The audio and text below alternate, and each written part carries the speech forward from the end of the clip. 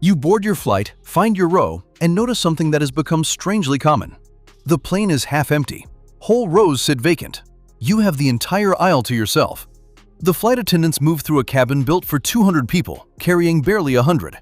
And this is not some forgotten route at a dead hour. This is a normal flight, on a normal day, on a route that used to sell out weeks in advance. For an airline, an empty seat is not a comfort. It is a wound. Every vacant chair is money that flew away and never came back. And right now, all across America, the planes are flying half empty, again and again. And the airlines that run them are staring at their own numbers, genuinely unable to explain where everybody went. To understand why this is so alarming, you have to understand how an airline actually makes money. Because it is far more fragile than most people imagine. An airline does not really sell flights, it sells seats. And a seat is the most perishable product in the world. The moment the cabin door closes, every empty seat on that plane is gone forever. It cannot be stored, it cannot be sold tomorrow, it cannot be recovered. The flight costs almost exactly the same to operate, whether it is full or half empty. The same fuel, the same crew, the same fees, the same wear on the aircraft. So the entire business comes down to one number that the industry watches more closely than any other. The load factor, the percentage of seats that are actually filled. And the margins are razor thin. An airline often needs to fill something like 80% of its seats just to break even. Above that line, it makes money. Below it, it bleeds. A plane flying half full is not a minor disappointment. It is a financial disaster repeating itself takeoff after takeoff, a slow hemorrhage with wings. So when the planes start flying half empty across an entire network, it is not a quirk, it is an emergency. And the people running these airlines know it better than anyone. And here is what makes it feel like a genuine mystery rather than a simple downturn. The airlines did not expect this, and they are very good at expecting things. The entire industry runs on forecasting. Airlines plan their schedules months and even years in advance, deciding how many planes to fly, on which routes, at which times, all based on enormous mountains of historical data. They know, or they thought they knew, exactly how many people fly from this city to that city in July, how demand rises and falls with the seasons, how to price a seat to fill the cabin. This forecasting is their core competency, the thing they have refined over decades, and it has stopped working. The patterns the airlines have relied on for generations have quietly broken.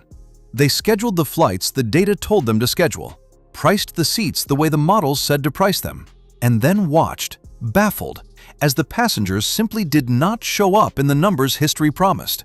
The demand they were certain would be there evaporated, and their finely tuned machine for predicting human behavior suddenly cannot predict it anymore. That is why they cannot explain it. The map they navigate by no longer matches the territory. The first piece of the puzzle is a painful one the airlines brought partly on themselves: overcapacity. Coming out of the hard years, the industry made a confident bet. It bet that travel demand would come roaring back, bigger than ever, a great boom of pent-up wanderlust. So the airlines ordered planes, hired crews, and added flights aggressively, racing to have enough seats in the sky to capture the surge they were sure was coming. They flooded the schedule with capacity, preparing for a tidal wave of passengers. And the tidal wave never fully arrived. The boom they planned for turned into something far softer, a public that wanted to travel, but increasingly could not afford to. So now the airlines are flying all those extra planes and all those extra flights into a demand that is a fraction of what they expected. And the result is cabins full of empty seats. They built a bigger machine for a crowd that did not come. The overcapacity that was supposed to be a triumph became an anchor, and every half-empty flight is the bill for a boom that existed only in the forecasts. But overcapacity alone does not explain a vanishing this deep. Something happened to the passengers themselves, and the airlines are losing them from both ends of the plane at once. Walk to the front of the cabin, and you will see the first hole, the one that hurts the most: the empty business and first-class seats. For decades, the airline's entire profit model rested on a quiet truth. A small number of high-paying passengers, mostly business travelers, generated a wildly disproportionate share of the money. The road warrior flying every week, the company expense account buying the expensive last-minute ticket, the executive in the front cabin. Those passengers were the gold the whole operation was built on.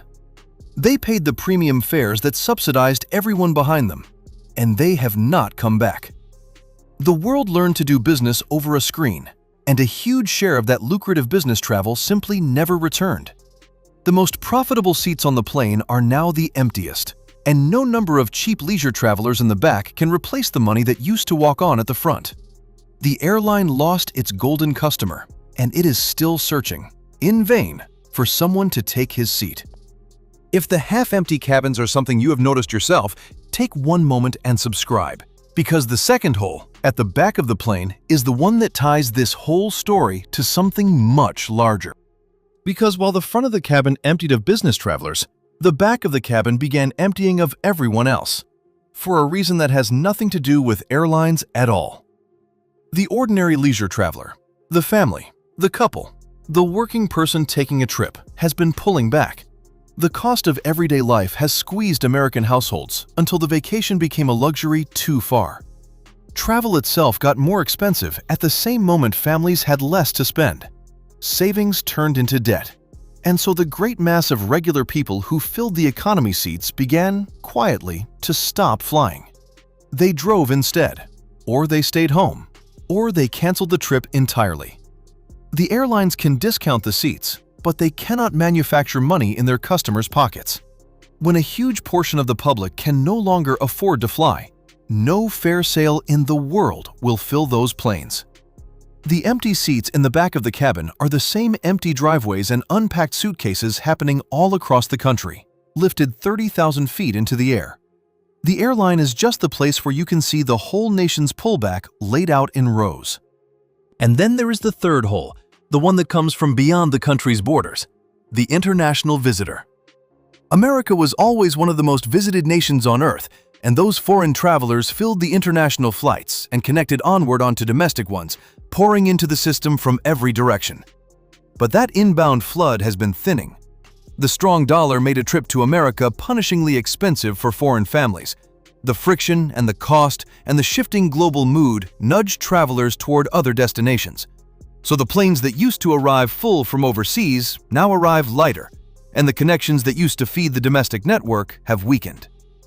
The airline lost not just its business traveler and its leisure traveler, but a growing share of the entire world that used to want to come. Three sources of passengers: the high-paying executive, the everyday American family, and the international visitor, all receding at once in the same handful of years. Any one of them would have been a serious blow. All three together is the reason the cabins look the way they do. Now watch what the airlines try to do about it, because their response reveals just how trapped they are. The first instinct is obvious: lower the prices. Run the fare sales, slash the ticket cost, dump cheap seats into the market to lure people back and fill the planes. And so they do, flooding the world with discounts. But here is the quiet horror of it. Even the discounts are not working the way they should. You can cut the price of a ticket, but you cannot cut the price of everything else a trip requires. The hotel, the food, the time off, the whole expensive apparatus around the flight. And you cannot give money to a public that does not have it. So the airlines slash fares and still watch the planes leave half empty, which means they are now flying those money-losing flights for even less money than before.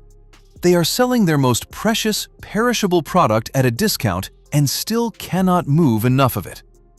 The fare sale, the industry's oldest tool for filling seats, is misfiring. And that frightens them more than anything, because it suggests the problem is not price. It is something deeper, something a discount cannot reach. So when the discounting fails, the airlines reach for the only other lever they have, and it is the lever of retreat. They start cutting. They pull down the schedule, canceling the flights that cannot fill. They park airplanes, sending them out to the desert boneyards to sit silent in the sun. Machines worth hundreds of millions of dollars simply switched off, because there are not enough passengers to justify flying them. They abandon routes, especially to the smaller cities, severing connections that communities depended on. The airline shrinks itself to match the demand it can no longer summon. And in shrinking, it makes the problem worse. Fewer flights mean fewer choices, less convenience, a worse network, which gives people even fewer reasons to fly. Cut the flights, lose the passengers. Then cut more flights. It is the same spiral that hollows out the tourist towns and the empty terminals, now playing out in the sky. An industry quietly contracting around a public that keeps receding faster than the airlines can chase it. Step back and look at the whole strange picture. An industry that is expert at predicting human behavior, suddenly unable to predict it. A bet on a boom that turned into a bust. The most profitable passengers gone from the front of the plane. The everyday passengers thinning from the back. And the world's visitors receding from beyond the borders. Fare sales that no longer fill the seats. Airplanes being parked in the desert. And through it all, the half-empty cabin, repeating on flight after flight. A mystery the airlines describe in the careful, puzzled language of executives who do not want to say the frightening thing out loud. They talk about soft demand, about a challenging environment, about consumers being cautious. What they are really describing, without quite naming it, is a country that is flying less because it has less, and a public that is pulling back from the sky the way it is pulling back from the road, and the vacation, and the tourist town, all at once. And that is what the half-empty plane truly is. It is a barometer. An airplane is one of the most sensitive instruments we have for measuring the health and confidence of a society. Because flying is the thing people do when they have a little extra, a little freedom, a little reason to believe in tomorrow. People fly to chase opportunity, to see family, to take the trip they saved for, to do the business that builds a future. When the planes fill up, it means a country is reaching outward, moving, growing, confident. When the planes empty out, it means a country is drawing inward, tightening, staying put, bracing. The airlines cannot explain the empty seats because the explanation is not in their data. It is in the lives of the people who used to sit in them. Lives that have quietly gotten harder, smaller, more uncertain. The half-empty plane is not really an airline problem.